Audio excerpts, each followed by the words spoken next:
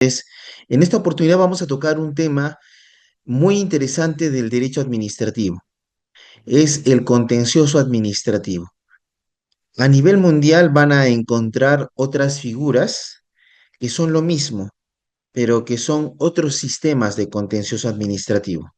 En el Perú contamos con nuestra ley que regula el proceso contencioso administrativo, que es la ley 27584, que debido a algunas modificaciones importantes se encuentra ahora regulado por el TUO, que se encuentra contenido en el Decreto Supremo 011-2019-YUS. En otros países se habla de jurisdicción contencioso administrativa, como es en Costa Rica, en España. En otros se habla de acción contenciosa administrativa. En algunos países, como Panamá, se usa el término recurso contencioso administrativo. En el ámbito anglosajón o del sistema del common law, la figura más parecida y afín es la judicial review, la revisión judicial. El proceso contencioso administrativo es aquel proceso en el cual se busca que un órgano jurisdiccional revise y controle jurídicamente las actuaciones administrativas de las entidades públicas. Esa es la esencia del proceso contencioso administrativo. Ahora, pasemos a ver nuestras diapositivas que nos van a mostrar la importancia del contencioso administrativo en el Perú. Una precisión importante, si es que hay ciudadanos interesados en aprender derecho administrativo, o tal vez están con la preocupación de si respecto de lo que les sucede, debe iniciar un contencioso administrativo o un amparo. Bueno, en primer lugar, el artículo 3 del TUO de la ley que regula el proceso contencioso administrativo nos dice, las actuaciones de la administración pública solo pueden ser impugnadas en el proceso contencioso administrativo. Solo pueden ser impugnadas en el proceso contencioso administrativo, lo que significa que la vía idónea para impugnar actuaciones de las entidades públicas es el contencioso administrativo. Ahora, la misma norma te pone una salvedad, dice, salvo los casos en que se pueda recurrir, en que se pueda recurrir a los procesos constitucionales. La regla es el contencioso administrativo, la excepción son los procesos constitucionales. Ahora, si vamos al Código Procesal Constitucional, en su artículo 7, inciso 2, dice, no proceden los procesos constitucionales cuando existen vías procedimentales específicas, igualmente satisfactorias, para la protección del derecho constitucional amenazado o vulnerado, salvo cuando se trate del proceso de habeas corpus. Lo que significa que para que puedas poder establecer en una situación si debes ir al contencioso administrativo o al amparo, estaremos al contenido esencial del derecho fundamental violado.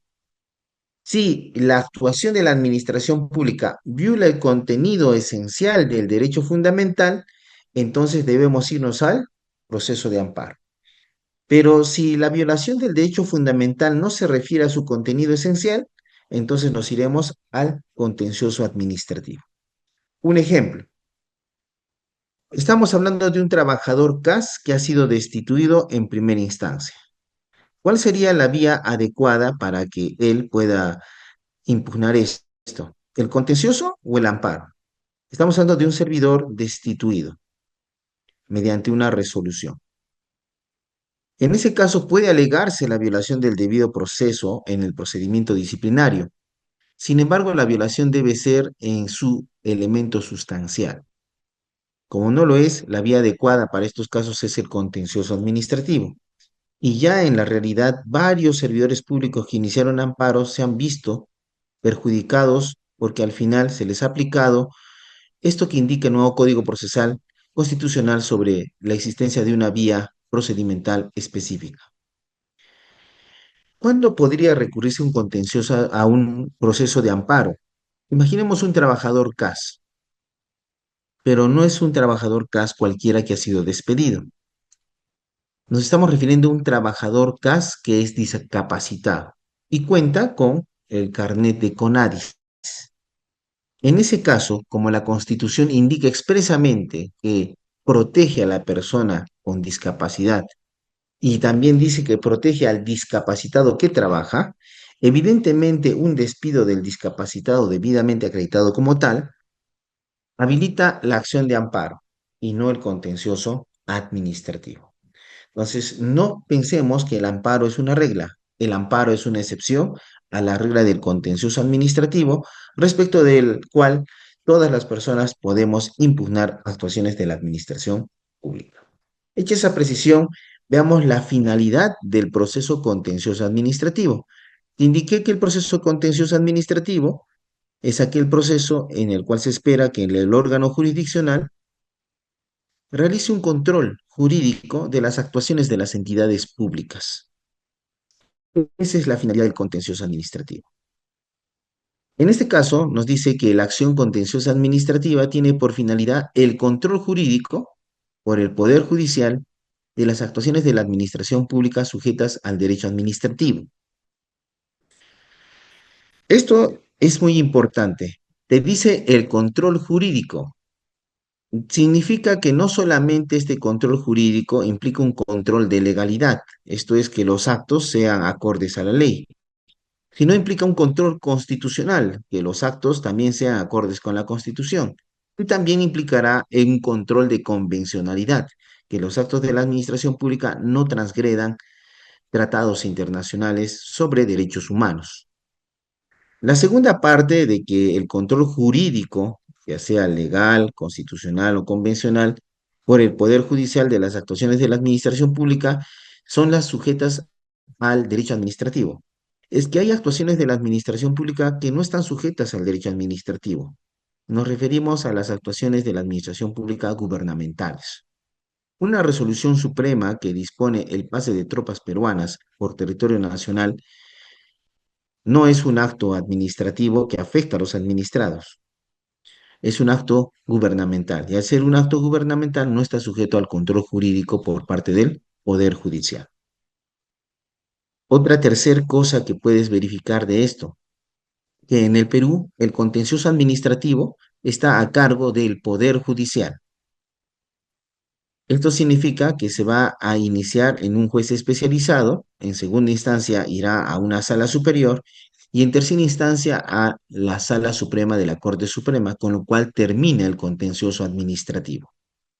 La segunda finalidad del proceso contencioso administrativo, y esto es importante que se tenga en cuenta, es que el proceso contencioso administrativo tiene por finalidad la efectiva tutela de los derechos e intereses de los administrados. Fíjate que dice la norma efectiva, es decir, que debe ser real, inminente, virtual, tutela de los derechos e intereses de los administrados. Cuando es esa distinción entre derechos e intereses de los administrados, te está diciendo que no solamente el contencioso administrativo sirve para cautelar derechos subjetivos, sino también intereses legítimos. Esto nos lleva a establecer una diferencia sustancial en el derecho administrativo entre derecho subjetivo e interés legítimo. Cuando hablamos de derecho subjetivo, el derecho subjetivo es solicitar a la administración pública algo y ésta está en la obligación de dártelo. Ejemplo, si pides una pensión de jubilación, la administración pública tiene la obligación de darte esa pensión si has cumplido los 20 años de aportaciones y tienes la edad requerida. En el caso del interés legítimo, tú pides algo a la administración pública y la administración pública tiene la facultad de dártelo. Ejemplo, tú dirás, en estos casos, por ejemplo, tú participas en un proceso de selección para tu nombramiento y al haber participado justo en la mitad, te declaran no apto. Tú tenías el interés legítimo a que te nombren en un cargo público, porque no hay derechos subjetivos sobre cargos públicos, pero sí hay intereses legítimos, pero esto no se da. Agotarás la vía administrativa sobre el no apto y después te puedes ir en la efectiva tutela de tu interés a un proceso contencioso administrativo que se sigue ante el Poder Judicial. Ese es el contencioso administrativo en su finalidad. Un proceso judicial seguido por los jueces que realizan el control jurídico de las actuaciones de la administración pública para la efectiva tutela de los derechos e intereses de los administrados. Pero avancemos y veamos qué más se puede hacer con el contencioso administrativo. A veces, cuando no estás especializado en esta área, piensas que lo principal es pedir la nulidad de actos administrativos, pero nuestro contencioso administrativo va mucho más allá. Inclusive nos establece 6 actuaciones impugnables. Cada actuación impugnable inclusive te habilita a más impugnaciones.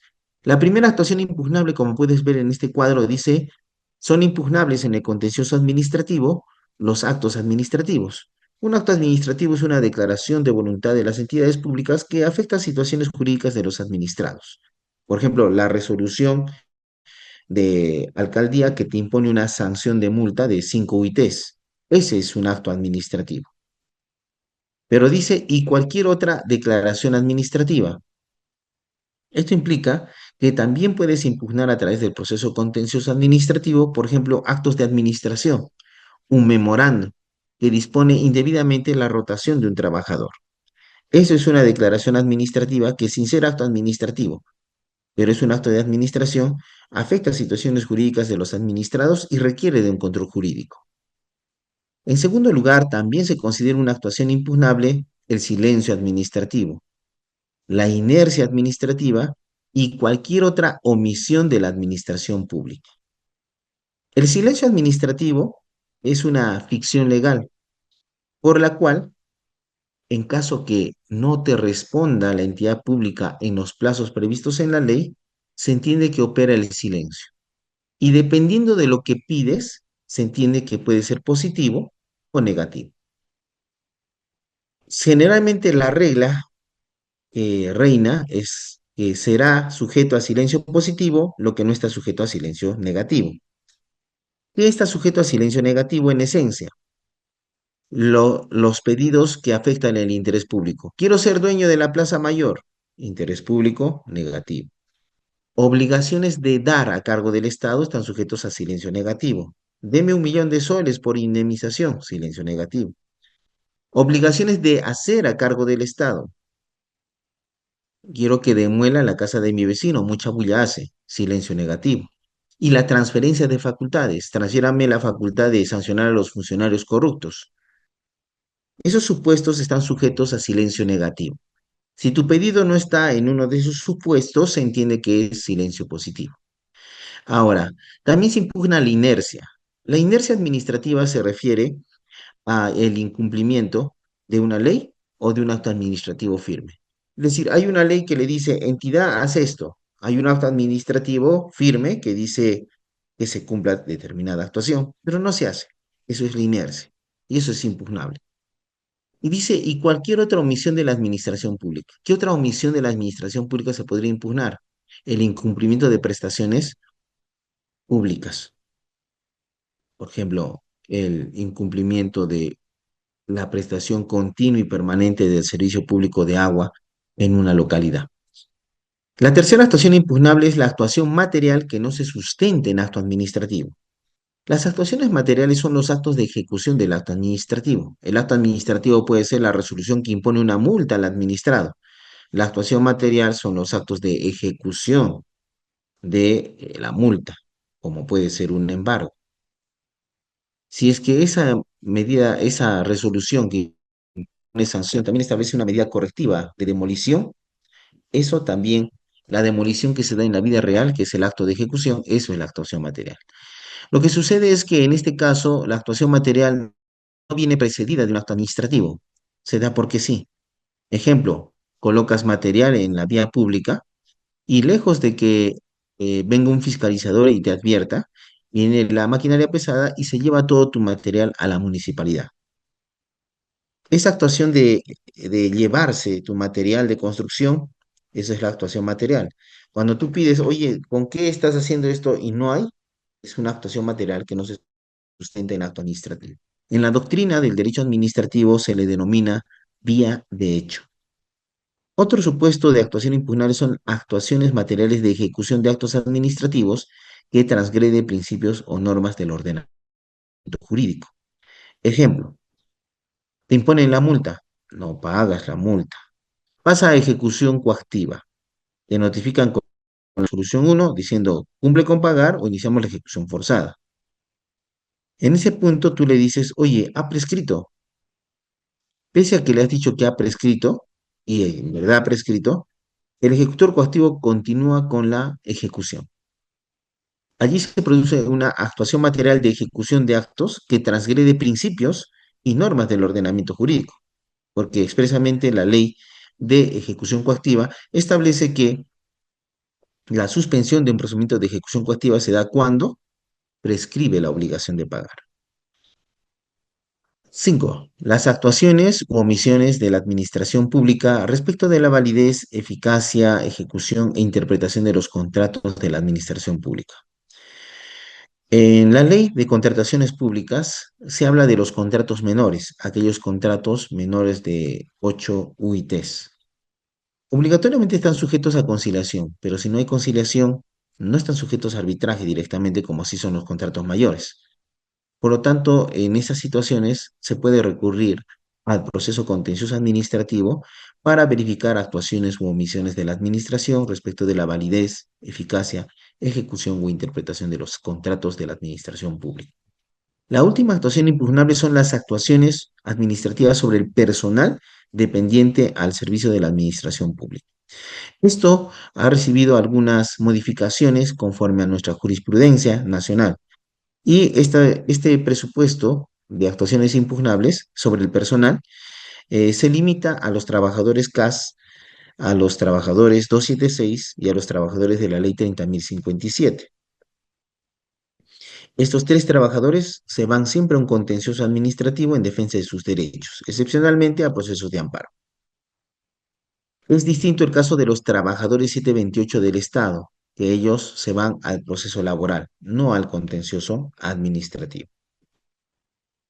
En mérito a estas actuaciones impugnables, el contencioso administrativo establece las pretensiones contenciosas administrativas. Estas pretensiones contenciosas administrativas en su mayoría se relacionan con una actuación impugnable. Pero recuerda, tanto las actuaciones administrativas que viste anteriormente como las pretensiones que te detalla en este artículo la ley 27584 no son taxativas, solamente son enunciativas. Es por eso que un juez hace mal cuando te obliga a que tu pretensión o tu actuación impugnable la encajes perfectamente en una de estas pretensiones. Si bien son amplias, puede darse supuestos en los cuales no está tipificada la pretensión que tú pides como administrado, que es el control jurídico del juez, y ello no va a implicar que se declare improcedente tu demanda.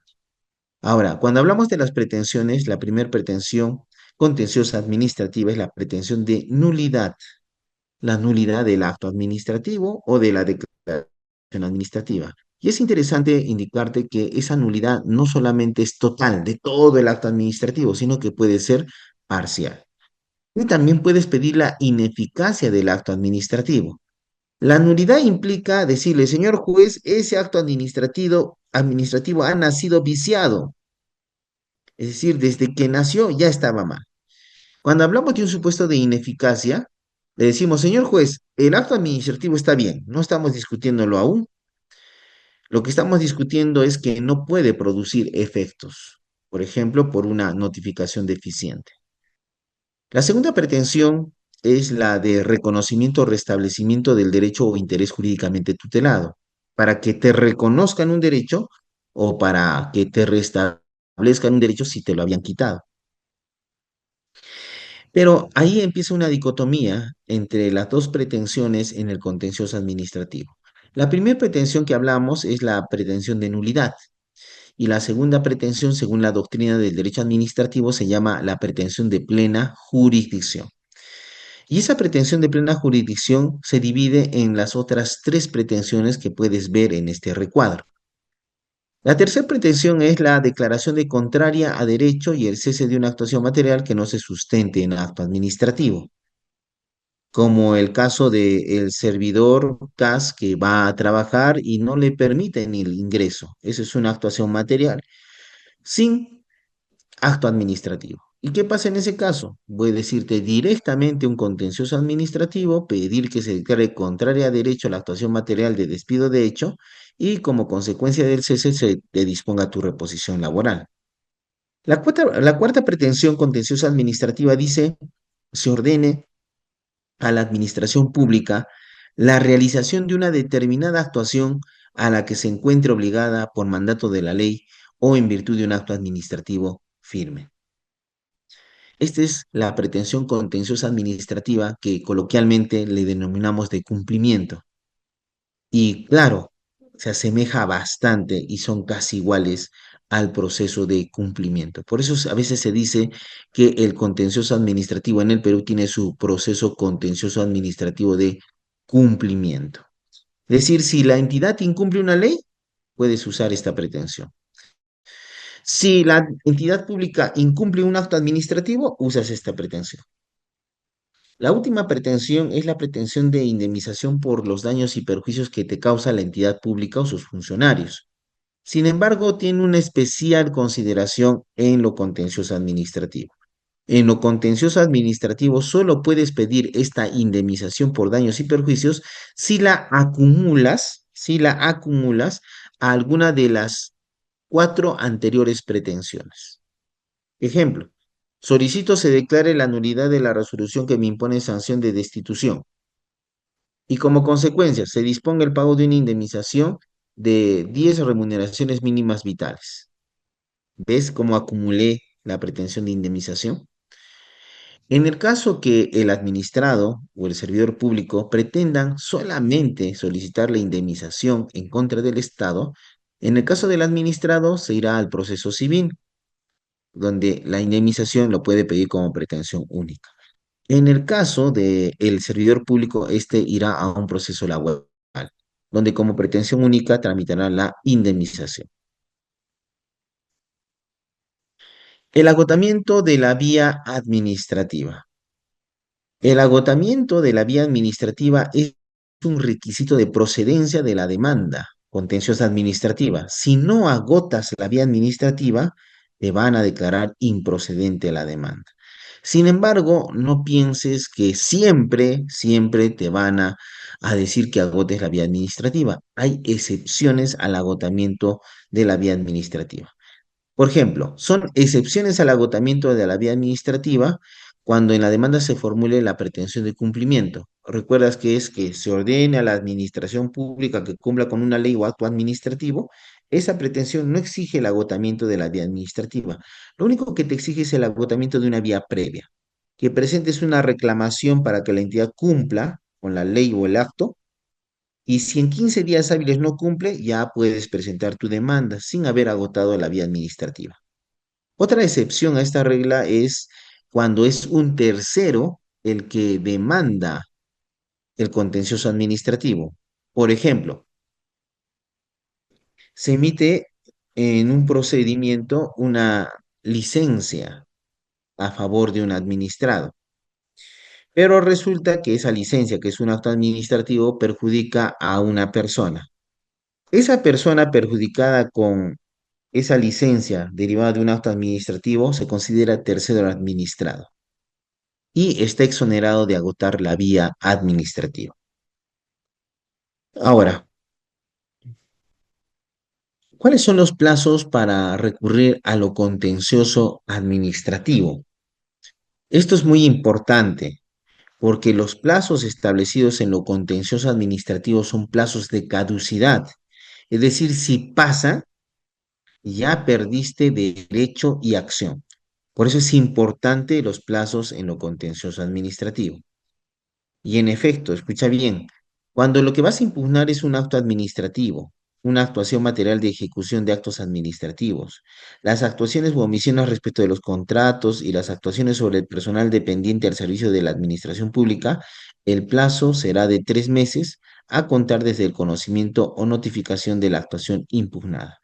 Ojo, dice 3 meses. Algunos dicen tenemos 90 días y no es así. Inclusive algunos van más allá y dicen 90 días hábiles y no es así. El plazo es de 3 meses y se computa desde la notificación de la actuación impugnada. Imaginemos que el día de hoy me notifican con la resolución que declara infundado mi recurso de apelación en contra de una multa administrativa. El día de hoy me notifican. ¿Qué día es hoy? 17 de febrero. Hoy me notifican, ¿no? ¿Hasta cuándo tengo para impugnar? 17 de febrero 2026, 17 de marzo 2026. 17 de abril 2026, 17 de mayo del 2026. Hasta el 17 de mayo del 2026 tengo para interponer mi demanda contencioso administrativa, porque se computa el plazo en meses de fecha a fecha. Segundo, cuando vas a impugnar el silencio administrativo negativo, algunos administrados se preocupan y dicen, doctor, ya venció el plazo de 30 días hábiles para, para que me respondan, ya está transcurriendo el plazo para presentar la demanda. Bueno, entendemos la preocupación, pero imaginemos que ya pasaron los 3 meses. Tal vez tú puedes pensar, ya no hay nada que hacer. Pero recuerda que cuando hablamos del silencio administrativo negativo, el silencio no inicia el cómputo de plazos para su impugnación, ¿ya? No inicia el cómputo de plazos para su impugnación. No hay plazo para impugnar el silencio administrativo negativo. En el caso de que quieras impugnar el silencio administrativo positivo por transcurso, el plazo para el tercero legitimado será de 3 meses. Tú dirás, ¿y cómo se puede impugnar si el silencio positivo me beneficia? ¿Puede impugnarlo? Ahí, como ves, es el tercero el quien va a impugnar el silencio administrativo positivo. Te explico. Por ejemplo, A, administrado, presenta su solicitud de licencia de funcionamiento. Espera 10 días y la ley dice que en los 10 días, si no le responde la entidad, se genera el silencio positivo. En el Perú, el silencio positivo tiene la calidad de resolución ficta.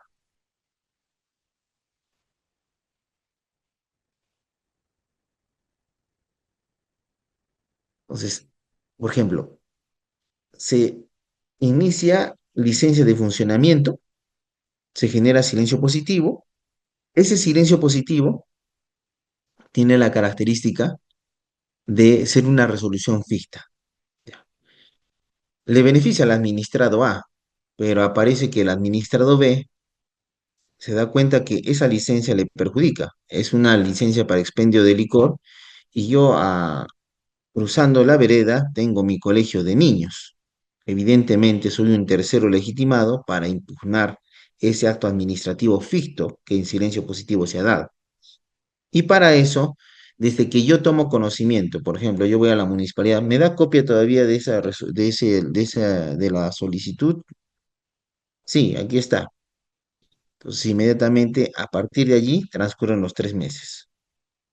Cuatro, en las actuaciones materiales que no se sustentan en acto administrativo, el plazo será de 3 meses a contar desde el día siguiente en que se tomó conocimiento de las referidas actuaciones. ¿Ya? Entonces, en ese caso estamos hablando de las actuaciones de ejecución de un acto administrativo, pero en este caso, como ustedes pueden ver, esos actos de ejecución no tienen acto administrativo y ahí está la ilegalidad.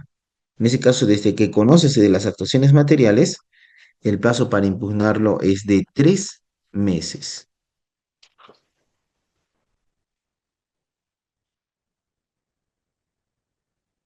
Otra discusión es la competencia territorial en el contencioso administrativo. La norma expresamente nos dice que respecto del territorio es competente para conocer el proceso contencioso administrativo en primera instancia a elección del demandante, el juez en lo contencioso administrativo del lugar del domicilio del demandado. O sea, para determinar qué juez debe conocer tu demanda contenciosa administrativa, te olvidas de tu domicilio como administrado. Tienes que verificar dónde vive la entidad pública. Entonces, si me dices, es la Municipalidad Provincial de Tacna, pues, demandas en Tacna. Es la Municipalidad Provincial de Cusco, demandas en Cusco. Es el Ministerio de Economía y Finanzas, demandas en Lima. La segunda es que también es competente el juez del lugar donde se produjo la actuación, materia de la demanda o el silencio administrativo. Por ejemplo, presentas tu recurso de apelación al Tribunal del Servicio Civil, te responde el Tribunal del Servicio Civil y allí arriba en esa resolución dice Lima, 16 de febrero del 2026. ¿Dónde debemos demandar? ¿Dónde se produjo la actuación? Ahí mismo lo dice, Lima. Ya. Ahora, algunos de ustedes dirán, entonces, doctor, la mayoría pues de los casos se va a ir a Lima, cuando sea entidades del Poder Ejecutivo, ministerios, todo se va a ir a Lima. Tranquilo. Esto es lo que indica la norma, pero recuerda que se aplica supletoriamente el Código Procesal Civil. Por eso no nos agotamos en lo que dice la diapositiva, para eso son las explicaciones en estas ponencias. El artículo 20 o 22 del Código Procesal Civil, ahí vas a ver competencia del Estado, indica que es competente el juez de la oficina principal o reparticiones de la entidad. Por ejemplo, si la ONP, ¿dónde vive? En Lima. Y cuando le resuelven a los viejitos, ¿en dónde resuelven? En Lima. Tengo que ir a Lima. Tranquilo.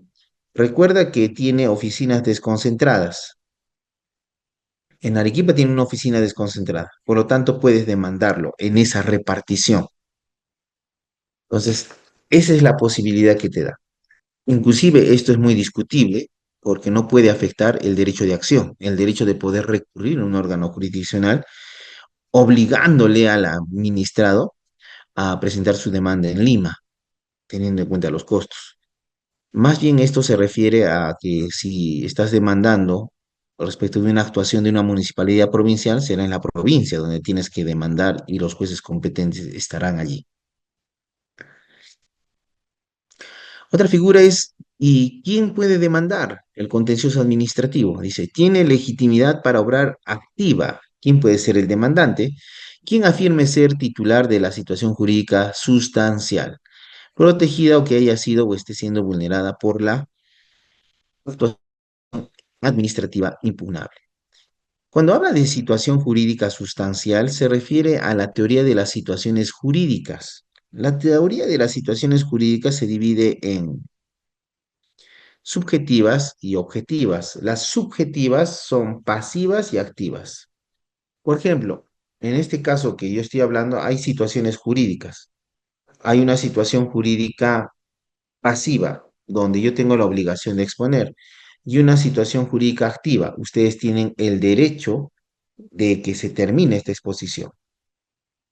Esas dos, obligación, derecho, facultad, deber, potestad, eso es lo que se denomina situaciones jurídicas. Por eso dice, quien afirme ser titular de una situación jurídica.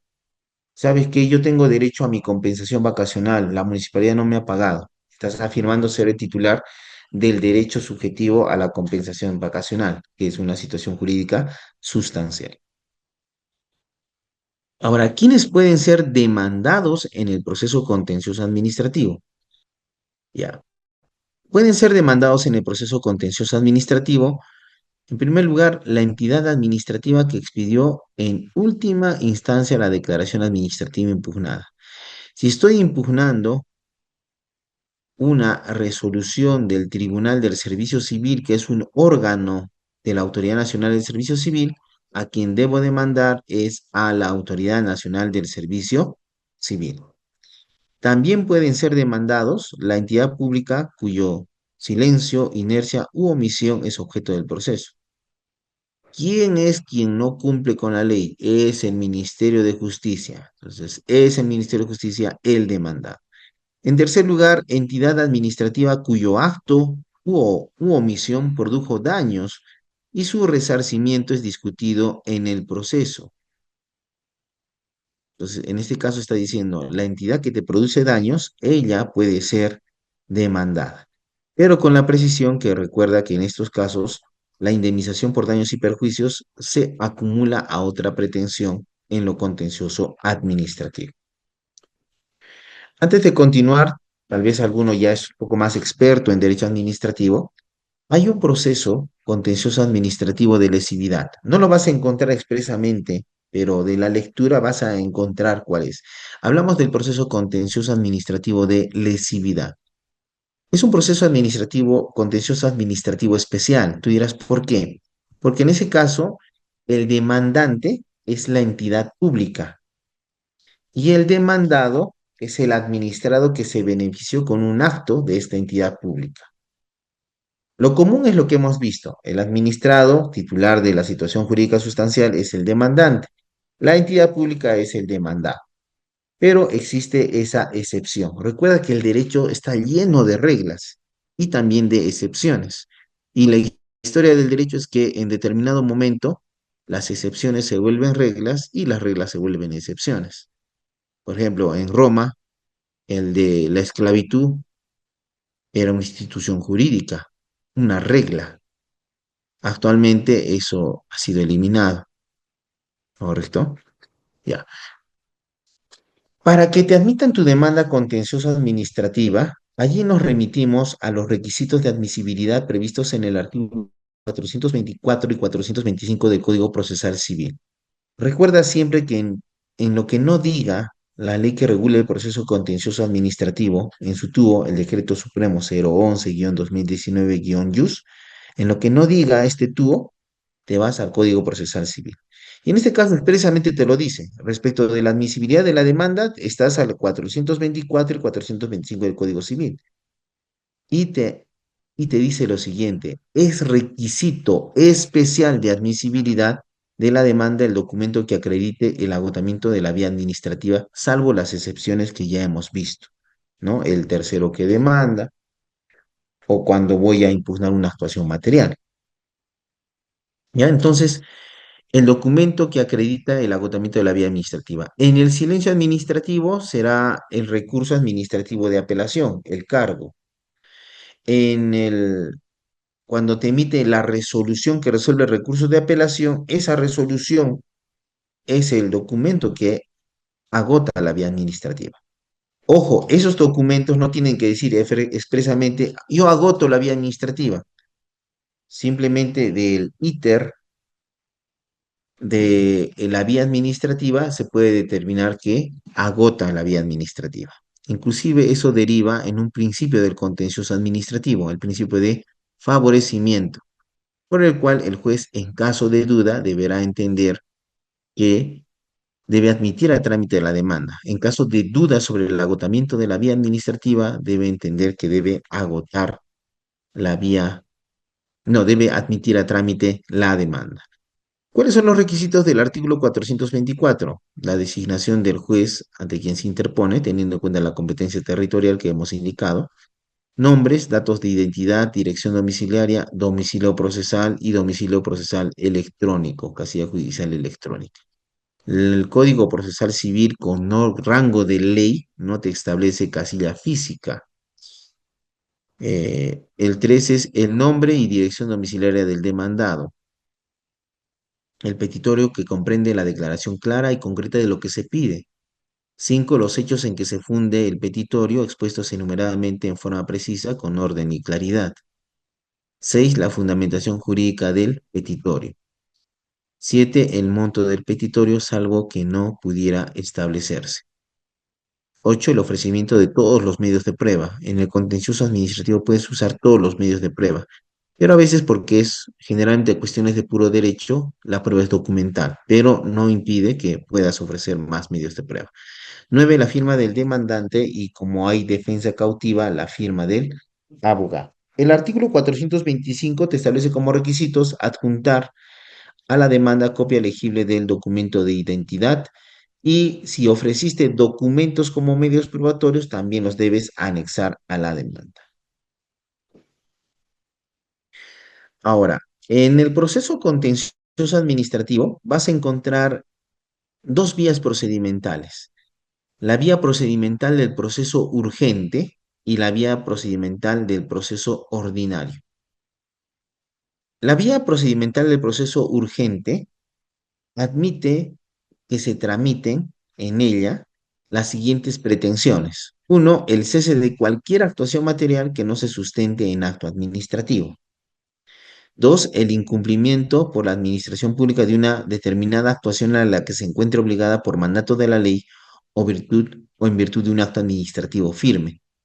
Tres, las relativas a materia previsional en cuanto se refieran al contenido esencial del derecho a la pensión. Y la revisión judicial de ejecución coactiva. Algunas precisiones para que amplíes más tu conocimiento sobre el contencioso administrativo. En la pretensión tercera que se tramita en el proceso urgente, te habla de materia previsional.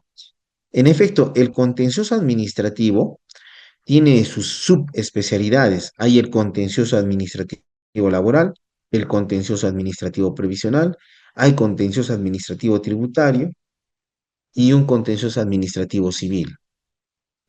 No es que sean diferentes, se tramitan como lo mismo, simplemente que en cada figura se aplican principios, pero de derecho sustantivo al caso en concreto. Pero la tramitación del proceso generalmente es la misma. Y aquí puedes ver también en el punto 4 la revisión judicial de ejecución coactiva. Se refiere a la demanda de revisión del proceso de ejecución coactiva, que se tramita como proceso urgente por disposición de la ley. Ahora, no es que solamente dices, ya está la pretensión para el proceso urgente y el juez va a decirte, ya, lo tramito como proceso urgente. No, debe concurrir y el juez lo evalúa los siguientes requisitos. Deben concurrir, o sea, a la vez. Interés tutelable cierto y manifiesto. Es decir, lo que está solicitando debe ser claro, cierto, manifiesto. O sea, lo miras, dices, más claro que el agua, más suave que la harina, es clarito. No discutes. B, necesidad impostergable de tutela. Ya, el derecho está claro. Se puede ver de la sola lectura del documento. Y también es necesario hacerlo ya, porque si no se va a perjudicar más. C, que sea la única vía eficaz para la tutela del derecho invocado. O sea, el contencioso, en este caso, es la vía adecuada. Un ejemplo, tú dirás, ya. Resulta que hay está bien, ya te han notificado con un oficio que van a demoler tu casa en 3 días. No hay acto administrativo porque el oficio no es un acto administrativo. Tú inmediatamente presentas la demanda en contenciosa administrativa de vía urgente, proceso urgente. ¿Hay interés tutelable cierto y manifiesto? Sí. Los actos de ejecución deben ser con acto administrativo previo, sujeto a la presentación de descargos por parte del administrado. No hay. Fácil de entender. Necesidad impostergable de tutela. Allí está el oficio que dice que en 3 días hacen la demolición. C. Que sea la única vía eficaz para la tutela de derecho invocado. Justo el contencioso administrativo tiene la pretensión de cese de actuación material no sustentada en acto administrativo. Como ves, si concurren los tres elementos, proceso urgente. En un momento no te preocupes, tú estarás diciendo, ¿y qué de importante tiene que sea proceso urgente? Es por las etapas menores al proceso ordinario. Ahora, alguien puede decir, y doctor, si presenté mi demanda y le dije, señor juez, yo cumplo con los tres requisitos del proceso urgente, pero ahora a partir de esta clase me doy cuenta y dudo y digo, doctor, creo que en el mío no es proceso urgente, me lo declarará improcedente el juez. No, esta tarea de verificar esos tres requisitos concurrentes para el proceso urgente es del juez, no es del administrado. Por lo tanto, si el juez verifica que no existe alguno de estos requisitos o ninguno de estos requisitos, lo que hace es admitir a trámite la demanda y tramitarlo en la vía del proceso ordinario. Así es que no te vas a preocupar. Si es que intentas el proceso urgente, te desmoronas tratando de explicar que sí concurren y tal vez el juez dice no es proceso urgente, no te preocupes porque lo declara improcedente, lo va a tramitar como proceso ordinario. Y aquí están las etapas de este proceso urgente. Ya, este proceso urgente implica una demanda de medida urgente. Eh, Interpones la demanda, se emite resolución que admite a trámite la demanda y corre traslado por 3 días a la entidad para que absuelva, solamente 3 días. Y luego de esos 3 días, con absolución o sin absolución, ya se emite sentencia. No hay auto de saneamiento como en el ordinario, no hay que vamos a poner autos a despacho y vas a pedir informe oral, no hay. Y se emite la sentencia. Luego hay otra característica, te notifican la sentencia y tienes 5 días para interponer recurso de apelación. Te conceden el recurso de apelación. Una característica esencial es que si ganas en segunda instancia el proceso urgente contencioso administrativo, ya no hay casación. Terminó. A diferencia del ordinario contencioso administrativo que sí admite casación. Vayamos ahora al proceso ordinario, que es el más común. ¿Qué pretensiones se tramitan en ese proceso ordinario? Bueno, las que no se tramitan en el proceso urgente. Y estas son la declaración de nulidad o ineficacia de un acto administrativo, el reconocimiento o restablecimiento de un derecho o interés legítimo y la indemnización por daños y perjuicios cuando lo acumulamos a las otras pretensiones. Entonces, eso ya, estas pretensiones, ya dices proceso ordinario. Y nos olvidamos el proceso urgente. Ahora, este proceso ordinario que tramita esas situaciones no requiere, como el otro, requisitos especiales para ser asumido, pero sí tiene etapas. Aquí en esta diapositiva vas a ver las etapas del proceso ordinario, del proceso contencioso administrativo ordinario. Y esto te hace notar que a diferencia del proceso penal o el proceso laboral, estos dos procesos son oralizados. El proceso contencioso administrativo es escrito, ¿ya? Reina el principio de escrituralidad, mientras que el proceso laboral y penal reina el principio de oralidad, ¿ya?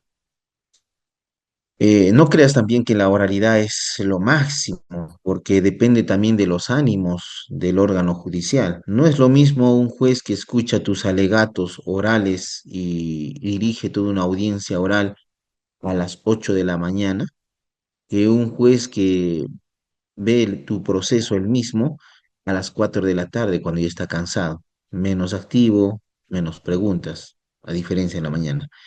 O sea, no hay que pensar también que lo oralizado es lo mejor, tiene sus desventajas. Y ya se está viendo porque ahora se está convirtiendo la oralidad en el proceso laboral, en especial como una ritualidad.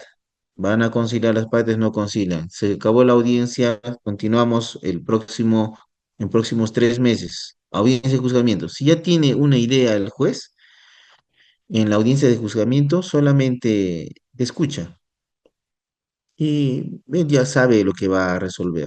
Entonces, no consideremos que la oralidad es lo mejor. El contencioso administrativo todavía sigue siendo escrito. Y implica la demanda, después se admite a trámite la demanda y se traslada la demanda. Una vez que se notifica a la entidad pública con la demanda, esta tiene, escucha bien, 3 días para presentar cuestiones probatorias, 5 días para plantear excepciones y 10 días para presentar la contestación de la demanda.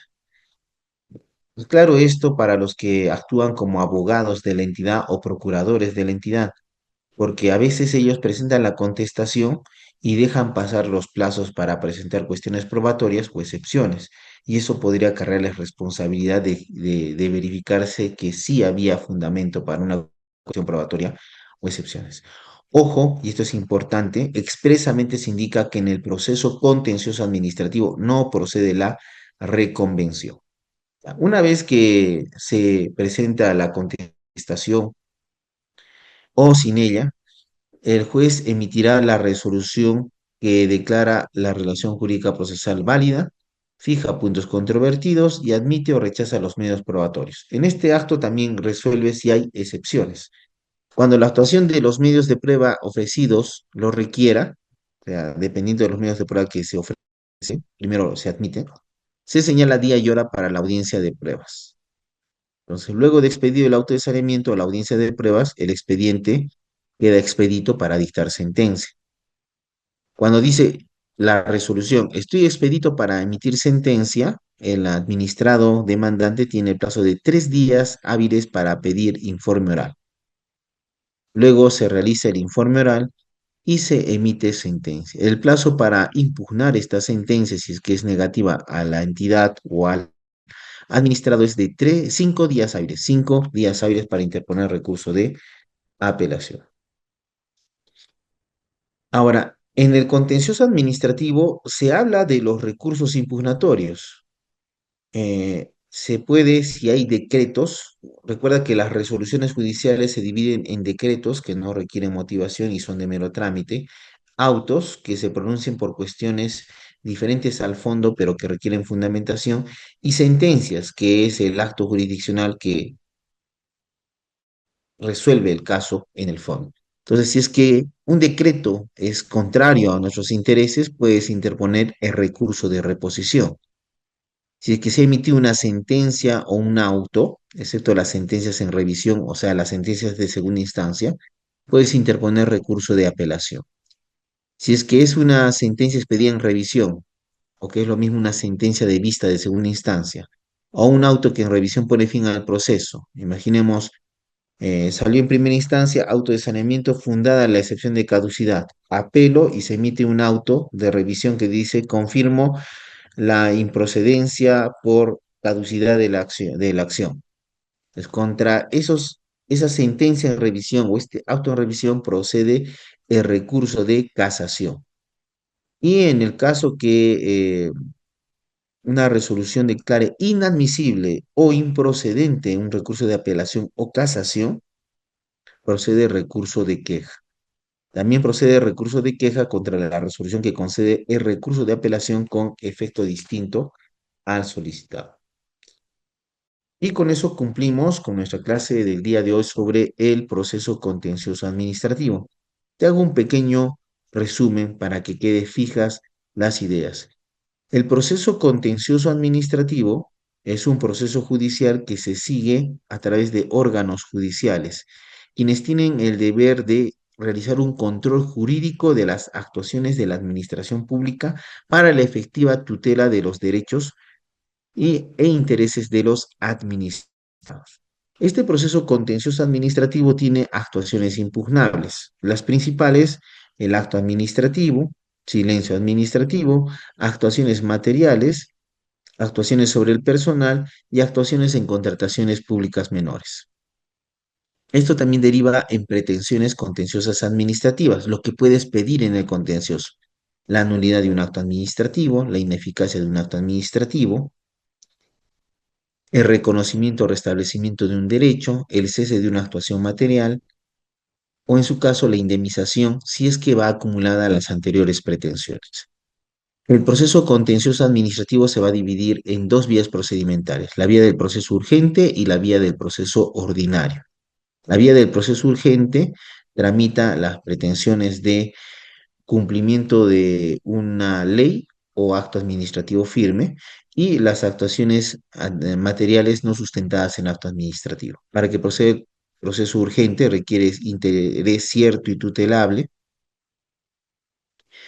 En segundo lugar, requieres que sea la vía idónea y la necesidad de tutela. Si concurren los tres, el juez lo admite como proceso urgente. Y es que no concurre algún requisito, lo tramita como proceso ordinario. Las etapas de este proceso urgente es demanda, autoadmisorio, absolución en 3 días, con o sin absolución se emite sentencia. Luego está la vía procedimental del proceso ordinario, que principalmente se tramitan las pretensiones de nulidad de acto administrativo, restablecimiento y reconocimiento de derechos y la pretensión de indemnización cuando va acumulada. Este proceso contencioso administrativo ordinario tiene las siguientes etapas: demanda, autoadmisorio, contestación de la demanda, 3 días para cuestiones probatorias, 5 días para excepciones, 10 días para contestación de la demanda, se emite el auto de saneamiento.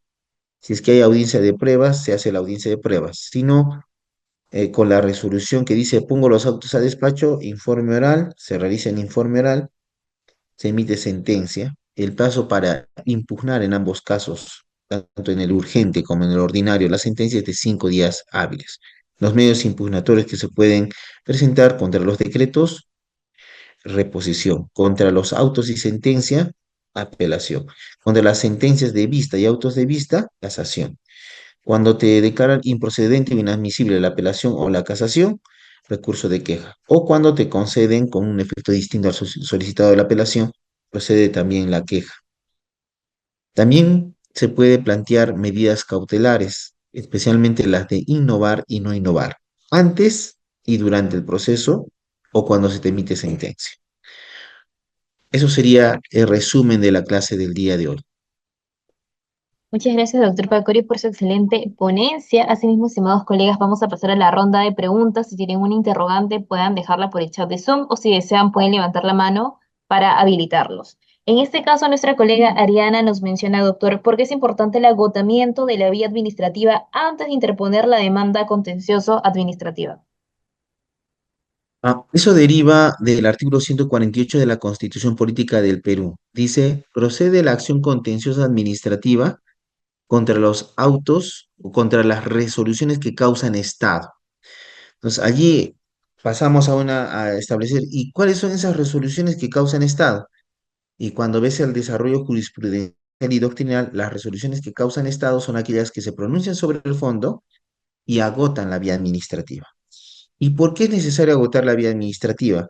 Porque implica dar la oportunidad a la administración pública de corregir sus actuaciones administrativas y evitar la carga procesal en los juzgados. Claro, es bastante cuestionable el agotamiento de la vía administrativa en algunos casos. Por ejemplo, en los contenciosos administrativos laborales donde se produce un despido, sujetar a una persona despedida y que ha perdido remuneraciones al agotamiento de la vía administrativa ya resulta un poco perjudicial. Y esas son las situaciones que por política jurídica debemos mejorar como excepciones al agotamiento de la vía administrativa. Listo, doctor, muchas gracias. Tenemos otras dos preguntas. Nuestro colega Alexander nos señala, ¿qué actuaciones administrativas pueden ser impugnadas en el proceso contencioso administrativo? Ya, las actuaciones administrativas que pueden ser impugnables son todas aquellas que derivan de potestades públicas. Donde una autoridad administrativa ejerce potestad pública, eso es una actuación impugnable. Ahora tú dirás, pero la ley, doctor, en su artículo 4 establece y enumera. Es importante indicarte que esa enumeración es numerus clausus, disculpa, es numerus apertus, es una enumeración abierta, no es taxativa. Y allí te dice expresamente, son actuaciones impugnables los actos administrativos y cualquier otra declaración administrativa, un acto de administración, una resolución, son actuaciones impugnables. El silencio administrativo positivo y negativo también es impugnable. La actuación material que no se sustente en acto administrativo es una actuación impugnable. La actuación material que transgrede principios y el ordenamiento jurídico en la ejecución de un acto también es una actuación impugnable. Las actuaciones sobre el personal de la administración pública también es una actuación impugnable y las actuaciones o omisiones en la contratación pública no sujeta a arbitraje también es una actuación impugnable en el contencioso administrativo. Pero la ley solamente te dice y te enumera, no es taxativa esa enumeración. Gracias, doctor. Finalmente, nuestra colega Jimena nos menciona, ¿en qué caso es recomendable optar por el proceso contencioso administrativo y cuándo al proceso de amparo? Bueno, cuando es, bueno, yo cuando, por ejemplo, le cuento un caso que estoy llevando ahora.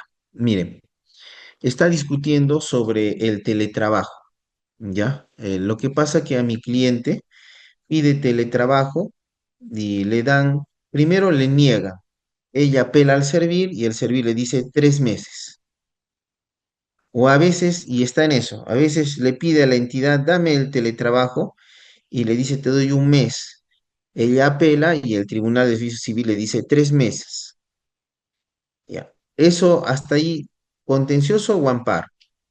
Hasta allí, como está, es un contencioso administrativo porque nuestra servidora es una servidora CAS, ¿ya? Es contencioso administrativo porque es una CAS indeterminada. Ellos se van al proceso contencioso administrativo. ¿Cuándo podríamos decir que esto podría irse a un amparo? Ya. Allí cambian las cosas cuando mi cliente indica, sí, doctor, soy trabajadora CAS. Y sí, efectivamente me dice, no, yo apelo y después debo irme a contencioso. Pero hay una característica, ¿cuál es? Que tiene una resolución de CONADIS y la incapacidad, la discapacidad que tiene es motora, o sea, tiene que ver con el movimiento, con el traslado. Y la actividad que ella realiza no implica traslado. Y como te das dando cuenta, allí claramente ya se ve, ¿no? Que, ya ahora entiendo. Le dicen cada un mes, ella tiene que apelar y le causan un estrés terrible porque ella debería estar en su casa haciendo teletrabajo porque está acreditado que sus funciones pueden ser realizadas fácilmente remoto. Por eso le entregan, pero le limitan para que ella siga y siga pidiendo en vez de hacerle firmar un convenio de trabajo, teletrabajo indeterminado. Como ves, ya te vas dando cuenta y es simple, ¿no? Aquí están los documentos, aquí está lo que está pasando con la señora y también ahí está su carnet de CONADIS. Allí, amparo. ¿Por qué? Porque la misma Constitución dice que protege al trabajador discapacitado o al discapacitado que trabaja. Entonces, esa es así la forma como se ve. Cuando es evidente la violación de un derecho fundamental y ves que el contenido esencial es este amparo. Otro caso para que quede bien claro, porque, por ejemplo, hoy día me han comentado de que habían iniciado unos trabajadores del Estado un amparo respecto de un requisito adicional para un proceso de nombramiento de docente universitario. Pero, ¿qué ha pasado? Que en ese caso el docente universitario iniciaron amparo. Han perdido en segunda instancia porque le han dicho no es la vía idónea. Si estás discutiendo sobre un requisito en un procedimiento administrativo, eso es contencioso, improcedente. Entonces, ¿cómo también puedes saber? Hay que ser honestos. A veces por la premura y por lo bonito que es el amparo, van, pero el amparo siempre va a ser excepcional. No es una vía adicional. Entonces, por ejemplo, un ejemplo burdo. Yo soy un trabajador y gano 1.300 soles. Han cambiado el alcalde y me han reducido a 800 soles. Tengo esposa e hijos pequeños. Ese es el primer caso.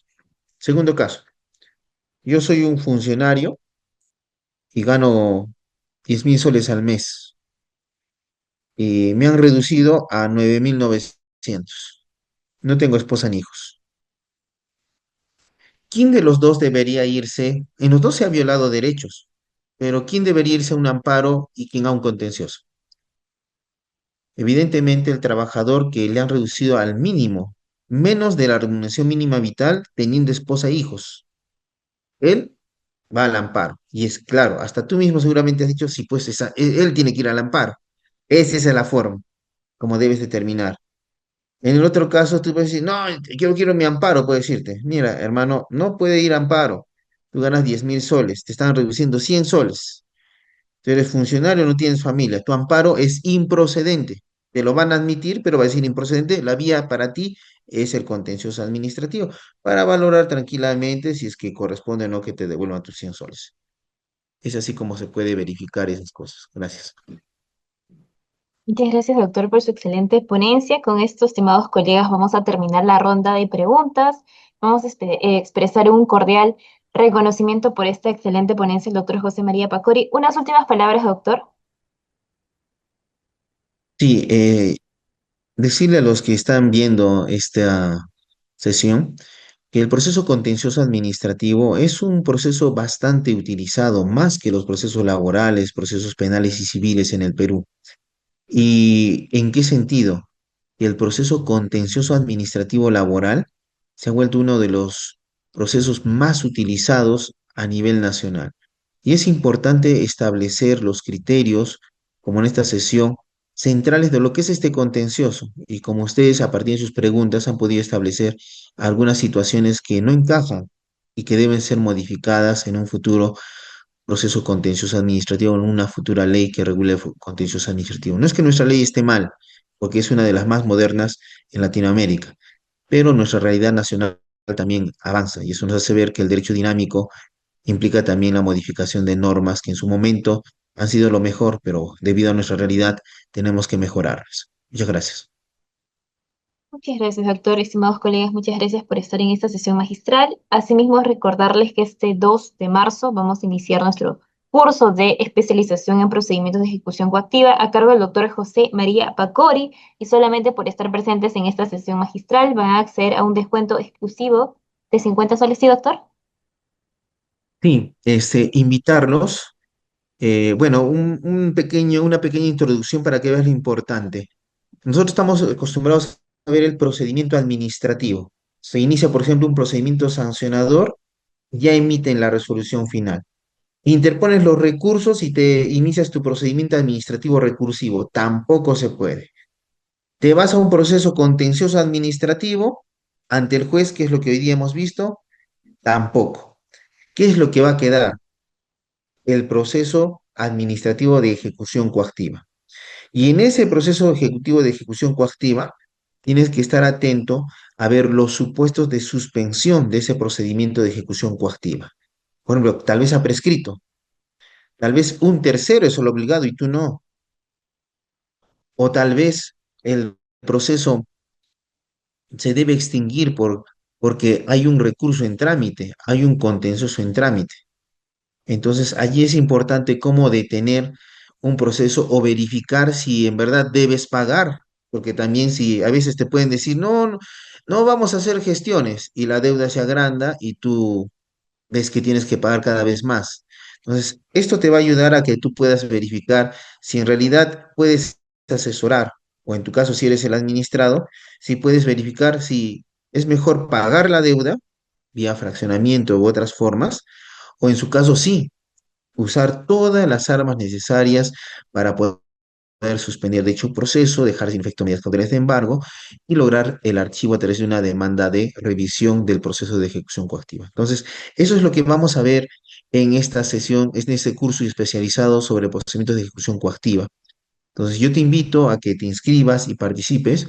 Yo soy quien está preparando el material, modelos y las diapositivas y todo lo necesario para ejercer una mejor defensa en estos casos. Si eres ejecutor coactivo, también vas a poder ver algunos detalles del procedimiento de ejecución coactiva que te van a ayudar a mejorar también tus actuaciones materiales en el procedimiento de ejecución coactiva. Te invito a que participes. Yo voy a estar como docente y vamos a seguir todo este curso en 8 sesiones. Muchas gracias. Muchas gracias, estimado doctor. Asimismo, estimados colegas, recordarles nuevamente que este 2 de marzo estamos iniciando este curso de especialización con el doctor José María Pacori y solamente por estar presentes van a tener un descuento exclusivo de 50 soles. Recuerden que este curso está certificado por el Ilustre Colegio de Abogados de Lima Este por 180 horas académicas, válido para concursos públicos y privados. Es decir, solamente por estar presentes hoy se lo estarían llevando a tan solo 100 soles. Ya saben, vamos a abordar el proceso de ejecución de los actos administrativos, funcionarios del procedimiento coactivo, procedimientos administrativos coactivos, procedimiento de ejecución coactiva, de obligación no tributaria, así como para obligaciones tributarias en los gobiernos locales, notificación en el procedimiento coactivo, medidas cautelares administrativas en la ejecución coactiva y, por supuesto, el proceso contencioso administrativo de revisión judicial del procedimiento coactivo. Entonces, estimados colegas, si están interesados, quieren acceder a este descuento de 50 soles, les estoy dejando el enlace para que pongan directamente y pidan información con este curso. Recuerden, recalquen que vienen de esta sesión magistral para que puedan acceder con un descuento de 50 soles. Asimismo, esta sesión magistral está certificada por juris.p, entonces en este momento les estoy enviando el enlace. Colega Lucía, solamente por estar en esta sesión magistral le costaría 100 soles, va a tener una certificación por el Ilustre Colegio de Abogados de Lima Este por 180 horas académicas, válida para concursos públicos como privados. Entonces, colegas, si quieren ustedes acceder a este súper descuento, pueden dejarnos su numerito, vamos a quedarnos unos minutitos más en Zoom o de igual manera voy a volver a enviar el enlace para que ustedes puedan escribir directamente y el área académica se pueda contactar con ustedes. De igual manera, colegas, ya les acabo de enviar el enlace para que puedan obtener la certificación gratuita de esta sesión magistral. Por favor, me pueden confirmar si pueden acceder.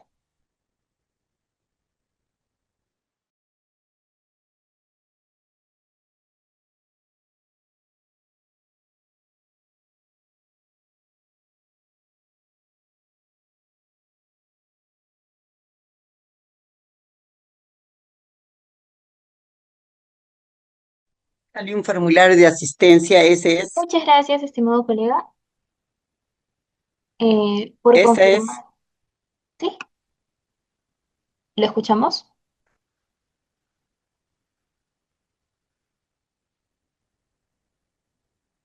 Colega Lucía, ¿me podría repetir, por favor? No, le decía, salió un formulario de asistencia de procedimientos administrativos de ejecución coactiva. ¿Eso es para el certificado? Sí, eso es para la certificación gratuita de esta sesión. Muchas gracias, colega Lucía. Ah, ya, Efectivamente, colega. Muchas gracias gracias. Bien. a usted. Entonces, colegas, ya nos vamos a quedar 2 minutitos más. Recuerden que este 2 de marzo estamos iniciando este curso con el doctor José María Pacoricari. Está certificado por el Ilustre Colegio de Abogados de Lima Este por 180 horas académicas y solamente por estar en esta sesión magistral accederían a un descuento exclusivo de 50 soles. Es decir, que se llevarían este curso certificado a tan solo 100 soles. Vamos a abordar, por ejemplo, la ejecución de los actos administrativos, funcionarios del procedimiento coactivo, procedimientos administrativos coactivos, el procedimiento de ejecución coactiva y su cobranza, notificación, medidas cautelares en ejecución coactiva y, por supuesto, el proceso contencioso administrativo de revisión judicial en este procedimiento. Y escucharon al doctor José María Pacori, van a obtener materiales adicionales, lecturas complementarias, jurisprudencia, modelos descritos. Entonces, colegas, este curso está bastante completo. Si están interesados, recuerden, les estoy dejando el enlace para que ustedes puedan acceder a este descuento exclusivo solamente por estar en esta sesión magistral. Con esto me estaría despidiendo. Muchas gracias, estimados colegas.